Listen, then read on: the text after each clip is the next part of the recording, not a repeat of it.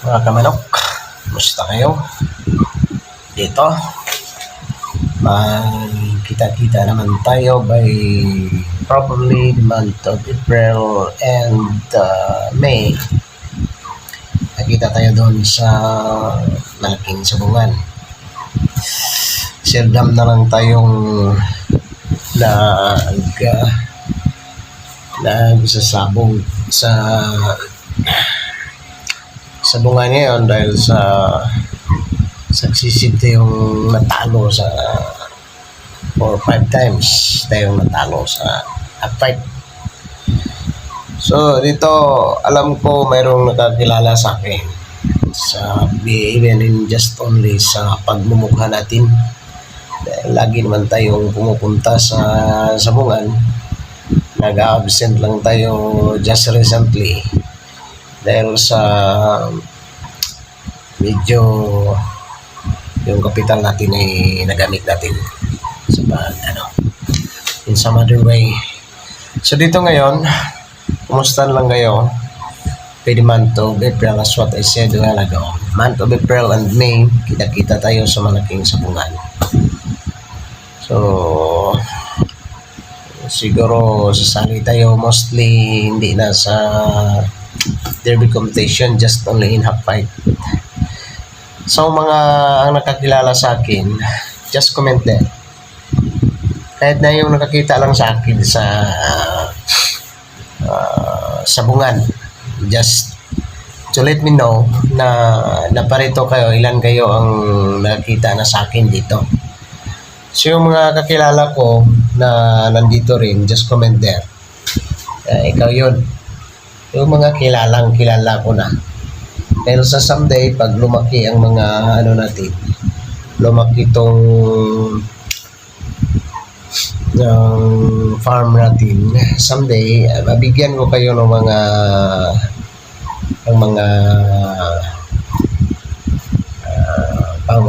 for your happiness. 3 times tayong nagbibigay ng more than 20, 22, 24, ganyan. 3 times 24, 60, 4 times 3 course job, mga 72 to 80 plus. Yan. 72 to 80 yung naipamigay natin. Yung isa kahapon, yesterday, binibigay ko naman yung isa sa natin, kapatid ng partner natin. Sorry So ngayon dito, yun, malaki, naman yun, yung binigay ko, magaling naglaro yun. Mga 80% assurance of winning. Dito kasi, sa pagmamanok, tinitignan natin ang capability ng manok natin. sorry talaga. Capability ng manok natin kung mga ilang percent niya, capability to win. So dito mga 80% yung capability of winning niya, binigay lang natin yun sa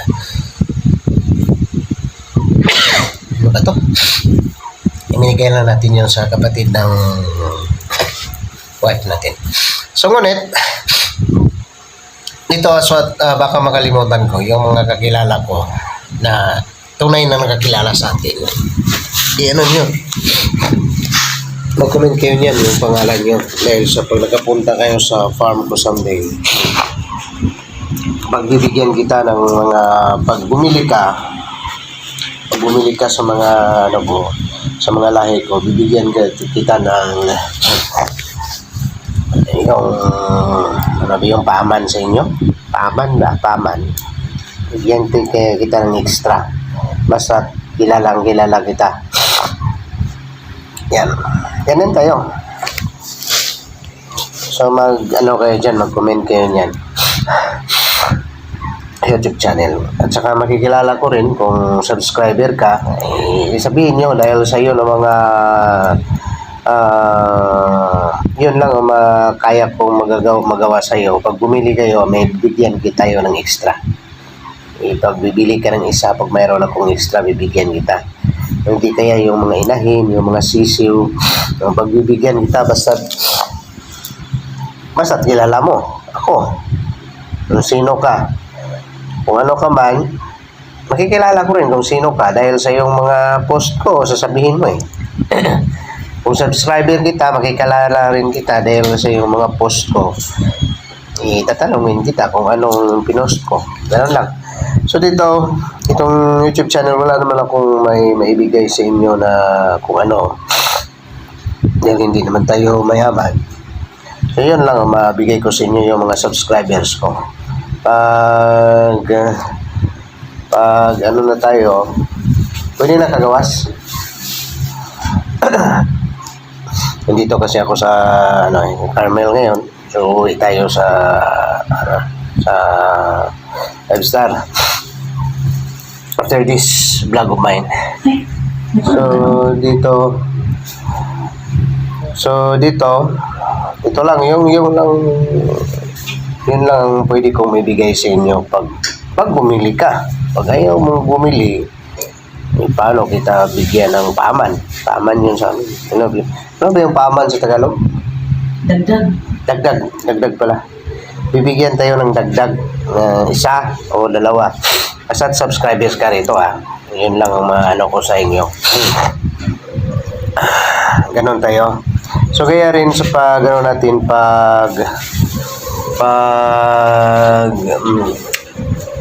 ako naglalagay ng sa inyo, naglalagay ng tari. Basta subscribers kita yun. Yung pinipray kita lalo na pag mayroon tayong may posta dyan. Yan. Pag malaking binigay mo, basta subscribers kita, kalahati lang yun ang kukunin ko sa inyo. Ganun ang mga ko sa inyo, pasaya ko sa inyo, mga subscribers. So kaya nga dito, kita-kita lang tayo doon sa basta month of April and May. Probably mga month of May, the assured month na makasali tayo sa competition natin. So by this coming Saturday and Sunday ngayon is Tuesday, March 26 yata ngayon. March 26, 2025. 26, ano ngayon? 26,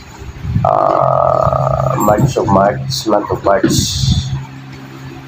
31 days. So, 26, 17, 9, 30, 21. 5 days from now, no, what I'm meaning, today is Tuesday, Wednesday, Thursday, Friday, Saturday. On Saturday, 4 days from now, I'll be conditioning my 4 cocks. Ngunit dalawa lang ang i-condition ko ng todo rito dahil half fight lang Half fight, o-condition ko yung dalawa. Pag nanalo yung isa, i-condition ko naman pang 3. Kaso lang, nilusob ng manok ng kapitbahay ko yung isa kong manok. Buti lang may nakadaan at saka sinigawan ako. Wala ako doon. Nandiyan natulog yung anak ko na lalaki. Yan. Gumising at saka hinawat yung manok. Maganda pa namang maglaro yung manok na niya. Muntik na buta na buta yung bulag. Muntik na bulag yung manok ko dito sa ilalim na tamaan ng niya. Dahil kung sa kanila nabulag talaga. Tinamaan ng tahid. So ganyan mga kamanok. Ganyan lang. Kita-kita tayo doon. So yun ang mga natin. So dito sa paglalagay ng tare noon, disbelieve ako sa mga gaffer na naglalagay ng leather boots. Dahil sa yung paglalagay natin ng tari, hindi talaga ma i-incline, hindi talaga ano yun, yung tawag na mag-slip. Kahit na gaano isaksak kay bakbak ng manok natin yung ano natin, yung gap natin. Ngunit nangyari talaga, mga 2 to 3 times nung nangyari. Nag-incline dahil para ang paa ng manok natin, depende pala yun sa manok natin.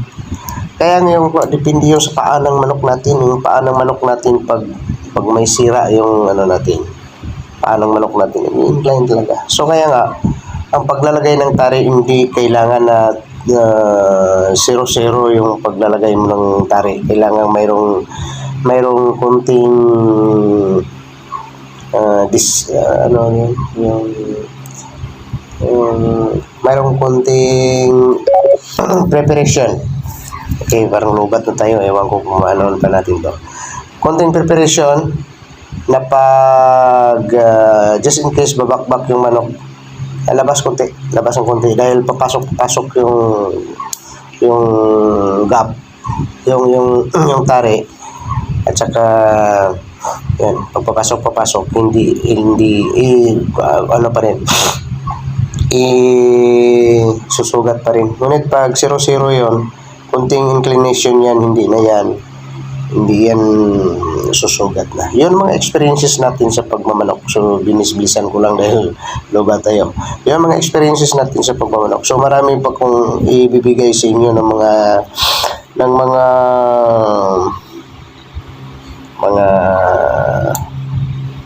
lecture dito sa pagmamanok na hindi nyo talaga makuha sa iba. Dahil dito sa atin, lahat ng mga katotohanan dinidivulge ko rito.